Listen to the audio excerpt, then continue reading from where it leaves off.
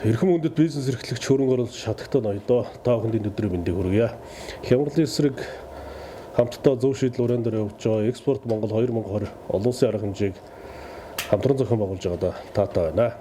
Монгол Улсын засгийн газраас 2020-с 24 онд хэрэгжүүлэх үйл ажиллагааны хөтөлбөр боловсруулахдаа алдар зардахлаас үүдэлтэй нийгмийн эдийн засгийн хүндрэлийг амжилттай даван туулж хүн болон нийгмийн хөгжлийг хангах байгаль орчны тэнцвэртэй байдал засаглалыг сайжруулах, бүс орон нутгийг хөгжүүлэх бодлогын залгамж чанарыг хадгалахад онцгой анхаарал хандуулан ажиллалаа. Бид COVID-19 зардахалтай холбоотойгоор хүнсний аюулгүй байдалд анхаарч хөдөө аж ахуйн бүтээгдэхүүн үйлдвэрлэл борлуулалтын сүлжээг өргөжүүлэн гол нэрийн хүнсний бүтээгдэхүүний хэрэгцээг дотоодоос бүрэн хангах, экспортын баримжаатай бүтээгдэхүүний үйлдвэрлэлийг дэмжих, томоохон төслүүдийн захиалгат ажлыг үндэсний жижиг дунд бизнес эрхлэгчдээр гүйцэтгүүлэх, боломжийг өргөжүүлэх зэргээр үйлдвэрлэлийн доктортой ажиллагааны төрийн бодлогыг чиглүүлэн ажиллаж байна.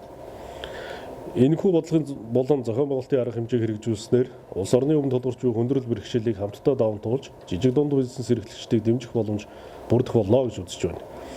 Засгийн газар үндэсний үйлдвэрлэгчдийг худалдаа авагч болон хөрөнгө оруулагчдад бүтээгдэхүүнөө танилцуулах, бизнесийн холбоо тогтоох, хөдөө аж ахуйн гаралтай бүтээгдэхүүнээр дамжуулан Монгол улсыг дэлхийн зах зээл гаргахад дэмжлэг үзүүлэх зорилгоор Европын холбооноос Монгол улсын гарал үүстэй 7200 нэр төрлийн бараа бүтээгдэхүүн гайлын терапийн хөнгөлөлт үзүүлэх зорилго бүхий хөнгөлтийн ерөнхий систем буюу GSP, Америкийн нэгдсэн улстай ил тод байдлын хилцээр, Канадтай хөрөнгө оруулалтын харилцаа хамтрах гэрээ, Япон улстай эдийн засгийн түншлэлийн хилцээрүүдийг байгуулсан.